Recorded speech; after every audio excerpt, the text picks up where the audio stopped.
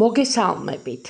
დღეს მოგიტანეთ შვრიის ყველასთვის საყვარელი და სასარგებლო ორცხობილები, რომელიც აუცილებლად უნდა მოამზადოთ, რადგან არის მარტივი, სწრაფი და ბიუჯეტური.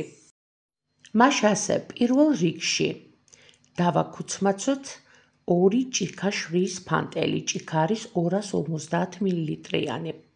დაბქული შვრიის ფანტელი გადავიტანოთ ჯამში. დავუმატოთ იგივე ჭიქის სავსე ფქვილი და 1 ჩაის კოვზი გამაფხვიერებელი. აქვე დავუმატოთ 150 გრამი შაქარი, მარილი და ვანილი. მშრალი ინგრედიენტები კარგად ავურიოთ. შემდეგ თითო-თითოდ დავამატოთ 2 კვერცხი და ავურიოთ. დავამატოთ აქვე 3 სუფრის კოვზი თაფლი და 100 მლ ზეთი და დავიწყოთ ორცხობილების ცომის მოზელვა. ცომი თანდათან გახდება ერთგვაროვანი და საკმაოდ წებოვანი.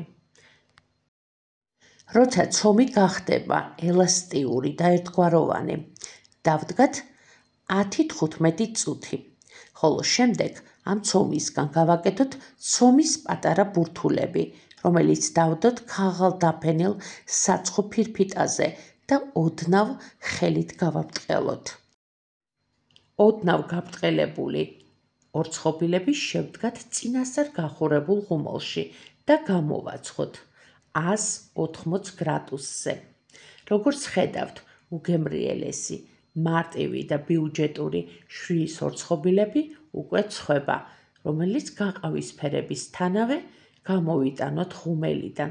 დარჩენილ ცომს დავუმატე მარწყვის ჩირი, ასევე თხილეული ქიშმიში და შოკოლადი, რომელიც ასევე გამოვაცხვე როგორც წინა ორცხობილები 180 გრადუსზე და მივიღეთ ორნაირი უგემრიელესი შვრიის ორცხობილები, რომელიც აუცილებლად უნდა სინჯოთ.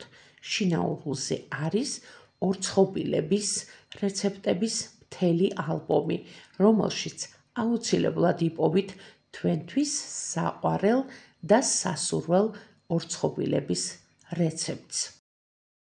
დღეს სულ ეს იყო. არ დაგავიწყდეთ, გამოიწერეთ შინაურული, რომ ნახოთ ყველა მარტივი რეცეპტი. მადლობა, რომ გიყურეთ. მომავალ რეცეპტამდე.